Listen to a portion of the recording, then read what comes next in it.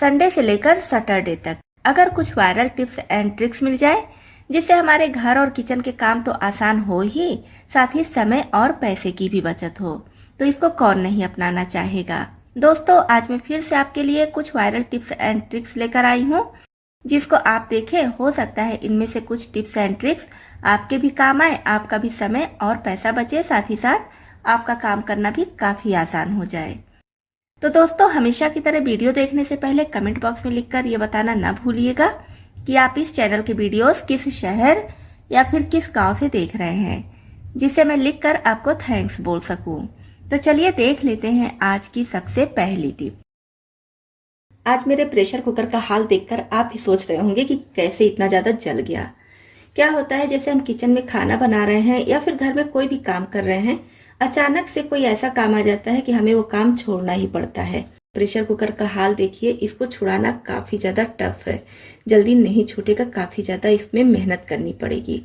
तो अब गलती तो हो चुकी है, तो इस गलती को सुधारना भी है, तो इसके लिए मुझे ही इसकी सफाई भी करनी पड़ेगी। तो अगर आपका प्रेशर कुकर भी या फिर कोई भी बर्तन जल जा रहा है, उसको साफ करने में दिक्कत आ रही है, तो बस एक टिप मैं आपके साथ शेयर कर रही हूँ। पूरी तरह से तुरंत तो साफ नहीं होगा, लेकिन हाँ, धीरे धीरे करके आपका बर्तन जरूर साफ हो जाएगा। तो जैसे कि ये प्रेशर कुकर आप देख ही पा रहे होंगे कितना ज़्यादा जल चुका है। इसके लिए हम लेंगे दिवाली में जला हुआ दिया। ये दिया बेकार हो जाता है, दिवाली में जला रहता है, हम इसको फेंक देते हैं। तो आज हम इसी दिए से अपने प्रेशर कुकर को साफ करेंगे। इस दिए को पहले हम छोटे टुकड़ों में तोड़ लेंगे। तो बस इस तरह से छोटे छोटे टुकड़ों में इसको पहले हम तोड़ लेंगे। तो यहाँ पर हम प्रेशर कुकर को बिल्कुल हल्का सा गर्म कर लेंगे, ज़्यादा गर्म नहीं करना है, बस जितना हाथ सह सके उतना गर्म करेंगे। और अब इसमें कुछ चीज़ें हम डालेंगे, जैसे कि थोड़ा सा नमक हो गया, थोड़ा सा बर्तन धुलने वाला लिक्विड जेल, आप चाहे तो इसके बजाय सोप ले सकते हैं या तो फिर वॉशिंग पाउडर भी डाल सकते हैं। और अब इसमें डालेंगे सफ़ेद सिरका यानी कि व्हाइट विनेगर, जो चाइनीज़ खाने में हम यूज करते हैं, थोड़ा सा डालेंगे और कुकर में अच्छी तरह से इन चीज़ों को फैला देंगे और छोड़ कर रख देंगे करीब 5 मिनट के लिए। 5 मिनट के लिए छोड़ देंगे। प्रेशर कुकर गर्म है, तो जो भी चीज़ें इसमें जल चुकी हैं अच्छे से वो चीज़ें फूल जाएंगी। और 5 मिनट बाद हम इसमें ये टूटा हुआ दिया डाल देंगे और लेंगे तार वाला स्क्रब। तार वाले स्क्रब से रब करते हुए इसको हमें साफ़ करना है। यहाँ पर बस आप ये ध्यान रखिएगा कि अगर नॉनस्टिक बर्तन है तो उसको आप इस तरह से नहीं साफ़ कर सकते हैं। सिल्वर का हो गया या फिर स्टील का कोई भी बर्तन है, आप बहुत आसानी से इस तरह से साफ़ कर सकते हैं। बस नॉनस्टिक को इस तरह से नहीं साफ़ करना है। तो हल्का सा बिना गर्म किए आप इसको साफ़ करना चाहेंगे तो उतनी जल्दी साफ़ नहीं होगा, थोड़ा सा मेहनत और लगेगा। तीनों चीज़ें जब एक साथ मिलती हैं, जैसे कि दिया, तार वाला स्क्रबर और हम इसको थोड़ा सा गर्म करते हैं, बाकी की चीज़ें डालकर साफ़ करते हैं, तो आसानी से साफ़ हो जाएगा। और अगर आपका बर्तन अच्छे से नहीं साफ़ हुआ है तो फिर से आप हल्का सा उसको गर्म कर लीजिए और इसी तरह से रब कीजिए। थोड़ा सा मेहनत तो लगता है, लेकिन बहुत अच्छे से ये साफ़ हो जाता है। पहले प्रेशर कुकर देखिए कितनी बुरी तरह से जला था और अभी देखिए कितने अच्छे से चमक चुका है। इसको देखकर कोई नहीं कहेगा कि इतनी बुरी तरह से ये जला हुआ था। तो दोस्तों, बहुत ही काम की टिप है। अगर आपके घर में भी जाने अनजाने कोई भी बर्तन जल जाए तो बस इस टिप को जरूर अपनाएं। नेक्स्ट टिप है हमारी चाय के दाग को लेकर। जैसे ये टी शर्ट है, तो टी शर्ट पर आप देख पा रहे होंगे चाय का दाग लग गया है। तो ये आज का दाग नहीं है, करीब 15 दिन हो गया इस चाय के दाग को लगे हुए। तो आज हम इस दाग को छुड़ा कर देखेंगे कि आसानी से ये दाग छूट जा रहा है या नहीं। तो इसके नीचे पहले मैं एक प्लेट लगा दे रही हूँ। इससे क्या होगा कि नीचे वाला भाग जो है ये गीला नहीं होगा और इसको साफ करने की ज़रूरत हमें नहीं पड़ेगी। तो बस इसको प्लेट के बीच में रखेंगे। तो इसमें हम पानी का यूज नहीं करेंगे, बस कोलगेट और नींबू के टुकड़े से ही इसको रब करेंगे। तो बस कुछ सेकंड के लिए मैं नींबू से इसको रब कर दी हूँ। अब पुराना ब्रश लेंगे और पुराने ब्रश से भी इसको अच्छे से रब कर देंगे। तो ब्रश से हम इसको अच्छे से साफ करेंगे, जिससे कि एक एक धागे में जो दाग लगा है वो निकल जाए। अब इसके ऊपर डालेंगे थोड़ा सा शैम्पू, कोई भी शैम्पू आप ले लीजिए।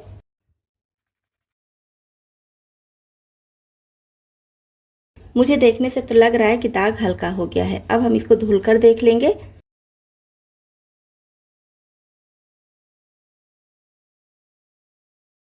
तो देखिए दाग एकदम हल्का लग रहा है, बहुत हल्का सा है। यहाँ पर आपको दिख रहा होगा, कैमरे में उतना नहीं पता चल रहा है, लेकिन एकदम हल्का दाग बचा है, बहुत हल्का। तो जब हम इस टी शर्ट को धूप पे डालेंगे ये सूख जाएगा, तो शायद ये भी ना पता चले। तो पहले मैं इसको सुखा ले रही हूँ, फिर आपको दिखा रही हूँ। इसको मैं धूप में सुखा ली हूँ और सुखाने के बाद भी देखिए बिल्कुल हल्का सा पता चल रहा है। ऐसा नहीं मैं कहूँगी कि पूरी तरह से दाग गायब हो गया है, लेकिन बहुत ज़्यादा कम हो गया है। आपको देखने से भी पता चल रहा होगा कि कम हो गया है। तो हो सकता है एक बार मैं इसको और धुल लूँ तो पूरी तरह से ये दाग खत्म हो जाए।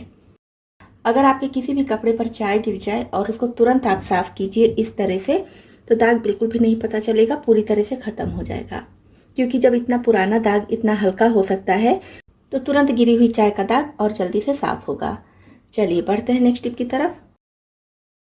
जैसे प्रेशर कुकर हो गया या फिर चाय बनाने वाला जो सॉस पैन आता है वो, तो क्या होता है कि इसका ये जो बोल्ट होता है कभी कभी ढीला हो जाता है, जिसको टाइट करने में काफ़ी दिक्कत होती है। हम स्क्रू से करते हैं तो फिसल जाता है बार बार और टाइट नहीं हो पाता है। जैसे ये भी ढीला हो गया था, मैं भी इसको टाइट कर दी हूँ, लेकिन बहुत अच्छे से टाइट नहीं हुआ है। तो इसके लिए क्या करेंगे, छोटा सा कपड़ा लेंगे, कोई भी आप पुराना कपड़ा ले लीजिए, छोटा सा कतरन, और फिर इसको यहाँ पर लगा दीजिए और उसके बाद इसको टाइट कीजिए। तो बस इस तरह से आप इसको टाइट कीजिए तो बहुत अच्छे से टाइट हो जाएगा। इस कपड़े की मदद से ये फिसलेगा नहीं और अच्छे से टाइट हो जाएगा। अब अगर आपके पास इस तरह से बड़ा दिया है तो इसका भी आप यूज कर सकते हैं। वैसे तो मैं कई सारे टिप आपके साथ शेयर कर चुकी हूँ, लेकिन छोटी सी टिप एक और शेयर कर दे रही हूँ। तो इस तरह से थोड़ा बड़ा दिया आपके पास है तो इसमें आप ऑयल डिस्पेंसर रख सकते हैं, या तो फिर घी का डिब्बा रख सकते हैं, अचार की बरनी रख सकते हैं। मतलब जिसका ये बेस चिकनाई वाला होता है वो चीज़ें आप इसमें रख सकते हैं। इससे आपका फर्श या फिर जहाँ भी आपके रखते हैं ड्रॉर वगैरह में वो गंदा नहीं होगा, चिकनाई नहीं लगेगी। तो इस तरह से आप बड़े दिए का भी यूज कर सकते हैं। दिए की मैं कई सारी टिप आपके साथ शेयर की हूँ, आज फिर से एक टिप शेयर कर रही हूँ। तो हम 3 दिया लेंगे और 3 या फिर 4 आप अपने ज़रूरत के हिसाब से ले लीजिएगा। मैं यहाँ पर 3 ले रही हूँ। अब इस पर हम रख देंगे अपनी तुलसी जी या फिर कोई भी गमला आपके घर में है तो दिए पर आप रख सकती हैं। बहुत ज़्यादा बड़े साइज़ का गमला तो नहीं रख सकती क्योंकि मिट्टी का दिया है तो टूटने का डर है, लेकिन छोटे साइज़ का गमला है तो आप रख सकते हैं। जैसे कि ये मेरी तुलसी जी हैं तो काफ़ी छोटा सा ये पॉट है। इसको मैं जब डायरेक्ट फर्श पर रखती हूँ तो इसमें बिल्कुल भी जगह नहीं है। पानी क्या है इसके नीचे इकट्ठा होता रहता है, जिसकी वजह से वहाँ का फर्श खराब हो जाता है। और इसको रखने का बर्तन भी आता है, प्लास्टिक का होता है, जिसमें हम इस गमले को या फिर किसी भी तरह के गमले को रख सकते हैं। आपके पास वो पॉट रखने वाला ट्रे है तब तो ठीक है, नहीं है तब आप इस तरह से दिया रख दीजिए। जैसे कि मैं 3 दिया रखी हूँ और दिए के ऊपर इसको रख दूंगी और फिर हम इसमें पानी डालेंगे। तो जहाँ पर हम इसको रखे रहेंगे वो एरिया बिल्कुल भी गंदा नहीं होगा, ना ही पानी इकट्ठा होगा। तो आप पुराने दिए का यानी कि दिवाली में जले हुए दिए का इस तरह से भी यूज कर सकती हैं। चलिए बढ़ते हैं नेक्स्ट टिप की तरफ। तो क्या कीजिए, गेंदे के फूल को इस तरह से अलग अलग कर लीजिए और फिर इसको छांव में रख दीजिए या फिर धूप में भी आप अच्छी तरह से सुखा सकते हैं। और जब ये अच्छे से सूख जाए तब आप इसको अपने गमलों में डाल दीजिए। फिर आप देखेंगे हर गमले से गेंदे के फूल के नए नए पौधे निकलने लगते हैं। मैं इस टिप को कई बार अपनाई हूँ, हर बार ये 100% वर्क किया है। तो आप भी अगर घर में ही चाहते हैं कि गेंदे के पौधे निकल जाए तो बस इस फूल को आप अच्छे से सुखाकर और गमले में डाल दीजिए। पर्याप्त मात्रा में पानी भी डालते रहिए और फिर आप देखेंगे ढेर सारे गेंदे के फूल के पौधे आपके गमले में निकल आएंगे। फिर आप उनको अलग अलग करके जहाँ भी लगाना हो लगा दीजिए। तो इस तरह से बिना एक भी रुपया खर्च किए आपको ढेर सारे पौधे मिल जाएंगे। यहाँ पर ले लीजिए आप फूल, कोई भी फूल ले लीजिए, मल्टी कलर में या फिर सिंगल कलर, कोई दिक्कत नहीं है। बस आपको फूल चाहिए। सारे फूलमाला से फूल अलग करके और फिर फूल को भी इस तरह से अलग अलग कर लीजिए। इसकी जो एक एक पत्ती है सबको अलग कर लेना है। और आपके पास समय है तो आप इसको कहीं भी टांग दीजिए। ध्यान रखिए कि धूप में नहीं टांगिएगा, छांव में टांग दीजिएगा तो 10 से 15 दिन में बहुत बढ़िया ये सूख जाता है। और अगर आपको जल्दी है, जैसे कि मुझे जल्दी है टिप दिखाने की, तो मैं इसके साथ छोटा सा काम करूंगी। तो पहले हम कढ़ाई को गैस पर चढ़ा देंगे और फिर ये फूल कढ़ाई में डाल देंगे। अब इसको चलाते हुए हमें ड्राई करना है। देखने में लगेगा कि इसमें काफ़ी समय लगता है, लेकिन ऐसा नहीं है। जब आप इसको ड्राई करेंगे ना, एक बार ये ड्राई होना शुरू हो जाएगा तो बहुत आसानी से ड्राई हो जाता है। बस आपको ध्यान रखना है कि इसे लगातार चलाते रहिएगा। क्योंकि फूल है तो अगर इसको हम छोड़ देंगे तो या तो जल सकता है या तो फिर सॉफ्ट भी हो सकता है, मतलब कि गल भी सकता है। तो लगातार चलाते हुए इसको हमें इस तरह से ड्राई करना है। तो दोस्तों आप वीडियो में बने रहिएगा, क्योंकि ड्राई करने के बाद बहुत ही बढ़िया, बहुत ही महंगा सामान ये बनकर तैयार होगा और घर का होगा, एकदम ओरिजिनल होगा, किसी भी तरह का मिलावट नहीं होगा। आप इसको बनाकर काफी ज्यादा खुश भी होंगे। और आप चाहे तो माइक्रोवेव में भी ड्राई कर सकते हैं, लेकिन हर किसी के पास माइक्रोवेव नहीं होता है, तो इसलिए मैं कढ़ाई में करके दिखा रही हूँ। तवे पर भी ड्राई कर सकते हैं। तो जैसे जैसे ये ड्राई होना शुरू होगा, पहले ये सॉफ्ट हो जाएगा और क्वांटिटी भी कम हो जाएगी। तो हाथ से हम इसको खोलते रहेंगे, क्योंकि सॉफ्ट हो जाती है, चिपकने लगती है, तो थोड़ा सा खोलकर अलग भी करते रहेंगे बीच बीच में।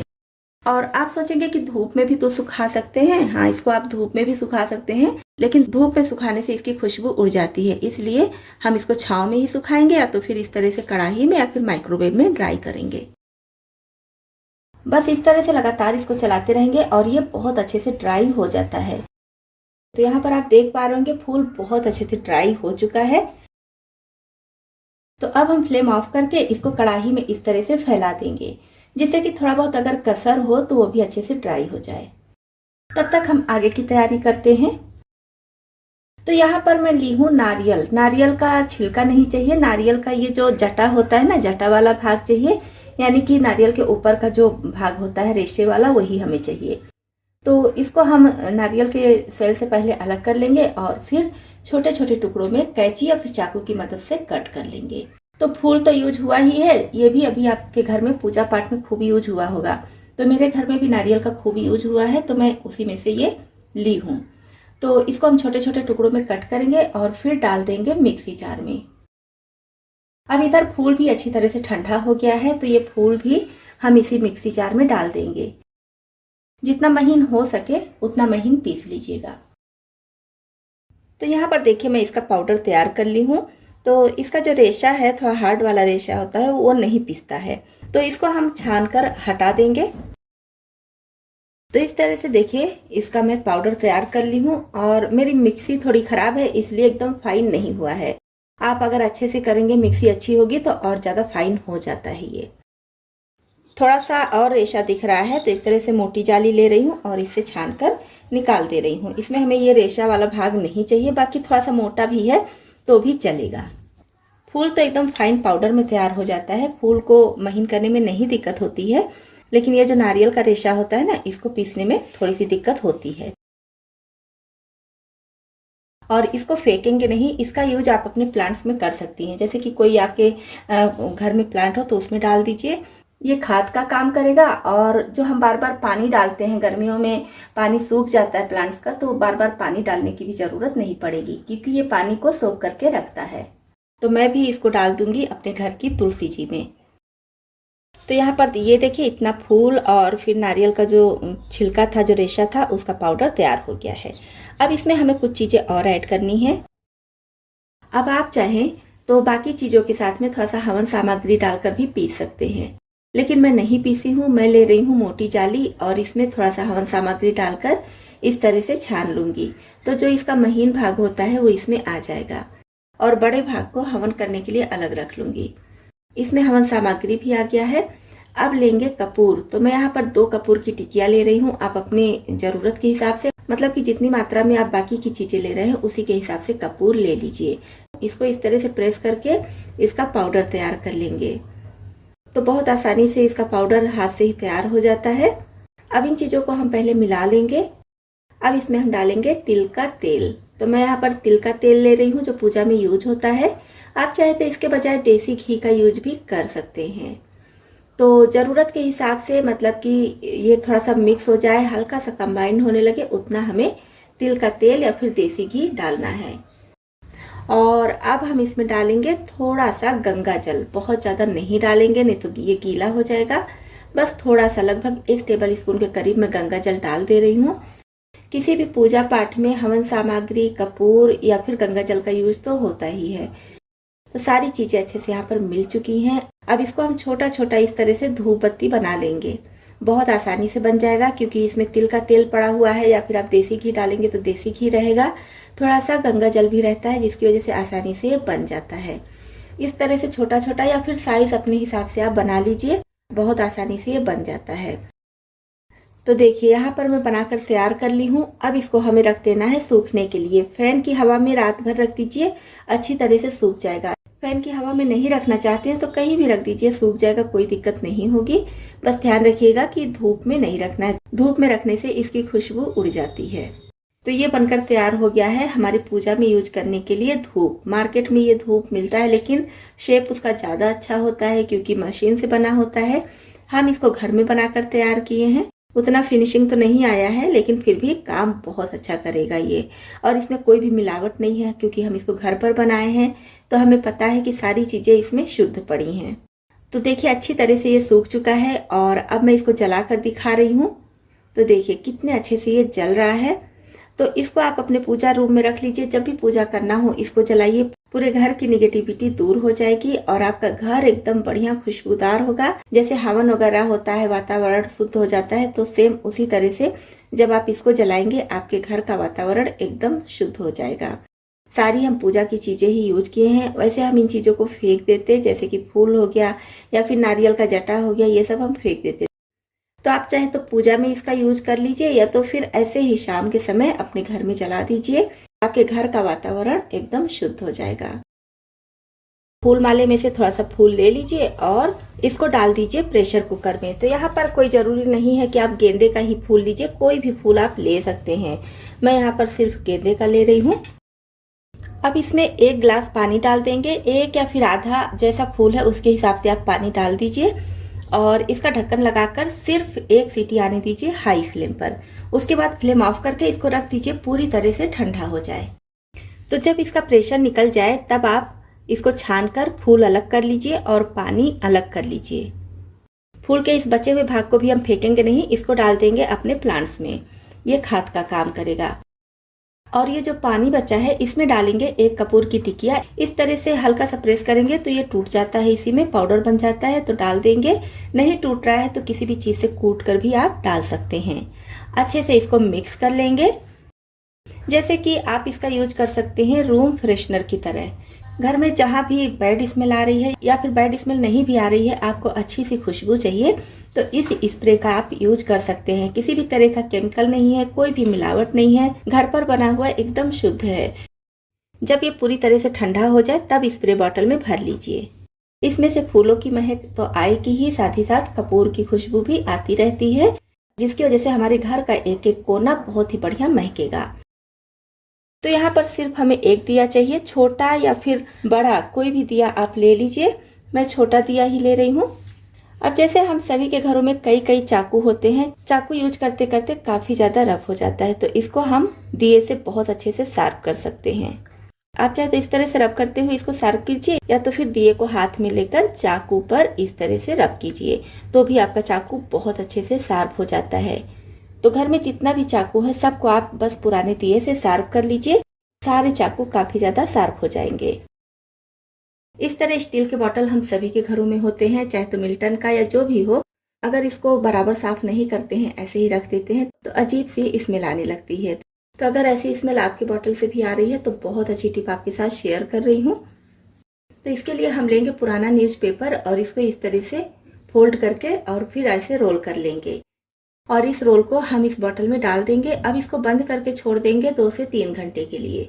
आप चाहे तो रात भर छोड़ दीजिए, कोई दिक्कत नहीं है। और फिर अच्छे से धुलकर हम इसको यूज करेंगे, किसी भी तरह की स्मेल नहीं आएगी, सारी बैड स्मेल चली जाएगी। बहुत छोटी सी टिप है लेकिन हर किचन के लिए, हर घर के लिए बहुत ही यूजफुल टिप है। तो दिए का यूज हम तवा साफ करने के लिए भी कर सकते हैं। जैसे कि ये तवा आप देख पा रहे होंगे कितना ज़्यादा गंदा हो चुका है, क्योंकि मैं इसके ऊपर दूध रखी थी गर्म होने के लिए। और आपको पता ही है, मैं टिप भी आपके साथ शेयर कर चुकी हूँ। अगर किसी में आयरन की कमी हो तो इस तरह से लोहे के तवे पर या फिर लोहे की कढ़ाई में गर्म किया हुआ दूध पीने से आयरन मिलता है। तो इसीलिए मैं दूध इसमें गर्म की थी और फिर दूध निकालने के बाद तवे को उसी गैस चूल्हे पर छोड़ दी थी, जिसकी वजह से ये थोड़ा ज़्यादा ही जल गया है। तो मैं इस तवे को साफ करके आपको दिखाऊंगी इस जले हुए दिए से। तो बस 1 दिया हम लेंगे और दिए में कुछ भी नहीं है, ना तो लिक्विड है किसी तरह का, ना ही साबुन वगैरह है। क्योंकि इसमें चिकनाई नहीं है। रोटी बनाने के बाद ही मैं दूध गर्म की थी। अगर आपके तवे में चिकनाई है, पराठे वगैरह बनाई हैं, तो फिर आप थोड़ा सा बर्तन धुलने वाला जेल या फिर कोई सोप वगैरह भी ले सकते हैं। दिया बहुत अच्छे से स्क्रब का काम करता है। जब आप इसे साफ करेंगे तो आपको तार वाले स्क्रबर की या फिर किसी भी ईंट पत्थर की ज़रूरत नहीं पड़ेगी। दिए से ही आपके लोहे का तवा या फिर लोहे की कढ़ाई बहुत अच्छे से साफ हो जाता है। तो देखने से लग रहा है कि बहुत अच्छे से साफ हो चुका है। अब मैं धुलकर दिखा रही हूँ। तो देखिए ये तवा कितने अच्छे से साफ हो चुका है। ना तो साबुन सर्फ की जरूरत पड़ी है ना किसी और चीज से, सिर्फ दिए से ही ये तवा बहुत अच्छे से साफ हो चुका है। वैसे ही हम सभी के घरों में बहुत सारा सामान फैला रहता है, ऊपर से पॉलीथीन की वजह से तो और ज्यादा दिक्कत होती है। ऐसा कोई भी सामान नहीं है जो पॉलीथीन में ना आए। हर सामान पॉलीथीन में आता है, जिसकी वजह से हमारे घर में ढेर सारे पॉलीथीन हो जाते हैं और हम इनको फेंक भी नहीं सकते हैं, क्योंकि इनकी ज़रूरत भी पड़ती रहती है। इमरजेंसी में जब हम पॉलीथीन खोजते हैं तो जल्दी मिलती ही नहीं है। तो पॉलीथीन को आज हम बहुत अच्छे तरीके से ऑर्गेनाइज करके रखेंगे। इसके लिए जितनी भी पॉलीथीन है सबको इकट्ठा कर लीजिए और इस तरह से सीधा करते हुए, जैसे मैं वीडियो में दिखा रही हूँ, इस तरह से फोल्ड कर लीजिए। अब एक पॉलीथीन हम पहले लेंगे और इसका ये जो टंगन वाला भाग होता है इसको इस तरह से फोल्ड करेंगे। और अब दूसरी पॉलीथीन लेंगे और इसका ये टंगन वाला भाग इधर रखेंगे और इसको इसी में रोल करेंगे। अब तीसरी पॉलीथीन लेंगे, इसको भी इसी तरह से रोल कर लेंगे। मतलब कि एक एक करके जितनी भी पॉलीथीन आपके पास है सबका रोल ऐसे बना लीजिए।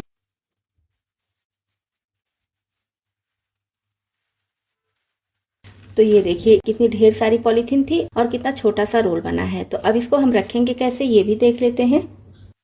तो इसके लिए हम इस तरह से यूज एंड थ्रो कंटेनर ले सकते हैं, या कोई भी आपके घर में पुराना कंटेनर है उसको ले लीजिए। इस रोल के हाइट के बराबर लीजिए और इसमें रोल को रख दीजिए। ऊपर से ढक्कन आप देख पा रहे होंगे, बीच में मैं थोड़ा सा कट कर दी हूँ। तो बस पॉलीथीन का ये जो टंगन वाला भाग है हम पहले निकाले थे, इसको इस ढक्कन में से बाहर निकालेंगे। अब जितनी भी पॉलीथीन आपको चाहिए इसमें से निकालते रहिए और दूसरी पॉलीथीन अपने आप थोड़ी सी बाहर आ जाएगी, फिर इसको भी निकाल दीजिए। इस तरह से करके एक एक सारी पॉलीथीन निकाल सकते हैं और चाहे तो इसी में बार बार और पॉलीथीन रोल करके रख सकते हैं। दिया पे दूध डालते ही आप भी चौंक जाएंगे। तो नेक्स्ट टिप के लिए हम फिर से लेंगे 2 दिया और ये जला हुआ दिया ही है। इसको उल्टा करके इस तरह से रखेंगे। अब आप देख पा रहे होंगे मैं 2 कटोरी में दूध ली हूँ। तो ये गाय का दूध है जो मेरे यहाँ बच्चों के पीने के लिए आता है, और ये भी गाय का दूध है लेकिन पैकेट वाला दूध है। पैकेट में जो गाय का दूध आता है ना वो है ये। तो दोनों दूध हम इस तरह से चेक करेंगे कि किस में मिलावट है और कौन सा दूध असली है। तो जैसे मैं पहले ये गाय वाला दूध ले रही हूँ और इसको हम डाल देंगे दिए पर। इस तरह से थोड़ा सा मैं दिए के बीच में डाल दी हूँ। और ये पैकेट वाला दूध है। तो देखिए डालते ही आपको पता चल गया होगा कि ये दूध कितना ज़्यादा पतला है और गिर गया, और ये वाला दूध बिल्कुल नहीं गिरा है। मैं थोड़ा सा और डाल रही हूँ। जब इतना दूध डाली हूँ इसके ऊपर तब ये गिरा है। तो इसको इसी तरह से हम छोड़ देंगे करीब 10 मिनट के लिए, और 10 मिनट के बाद देखेंगे कि रिजल्ट क्या है। तो करीब 10 मिनट हो चुका है और 10 मिनट में आप देख पा रहे होंगे दोनों दिया का अंतर। ये वाले दिया का दूध देखिए पूरी तरह से सूख चुका है, बिल्कुल भी नहीं पता चल रहा है और देखने से भी नहीं लग रहा है। और इसमें देखिए इसमें हल्का हल्का अभी दूध दिख रहा है कि जैसे गीला है। तो ये देखिए और सफ़ेद भी दिख रहा है। इसका मतलब इसमें कुछ ना कुछ तो मिलावट है इसको गाढ़ा करने के लिए। कुछ ना कुछ पाउडर वगैरह जो भी डालते हो मुझे नहीं पता है, लेकिन कुछ ना कुछ ज़रूर मिलता है। क्योंकि अगर असली दूध रहेगा, सही दूध रहेगा, किसी भी तरह की मिलावट नहीं होगी, तो दिया उसको एब्जॉर्ब कर लेगा। तो देखिए जैसे कि ये वाला है, देखिए पूरा दूध इसमें एब्जॉर्ब हो गया है। बिल्कुल भी नहीं पता चल रहा है कि इसमें दूध था। ये देखिए, और लेकिन ये वाला दूध देखिए जैसा कि आप देख पा रहे होंगे इसमें दूध दिख रहा है। तो कुछ ना कुछ इसमें पाउडर की मिलावट होगी या जो भी है। तो इस तरह से आप दूध का पता कर सकते हैं कि दूध में कुछ मिलावट है या फिर नहीं। तो दोस्तों इसमें से आपको कौन सी टिप ज़्यादा पसंद आई और कौन सी पहले से पता थी, कमेंट बॉक्स में लिखकर ज़रूर बताइएगा। इसी तरह से यूजफुल टिप्स एंड ट्रिक्स देखने के लिए, साथ ही साथ हमारी यूट्यूब फैमिली में शामिल होने के लिए इस चैनल को अभी तक सब्सक्राइब नहीं किए हैं तो सब्सक्राइब भी कर लीजिएगा।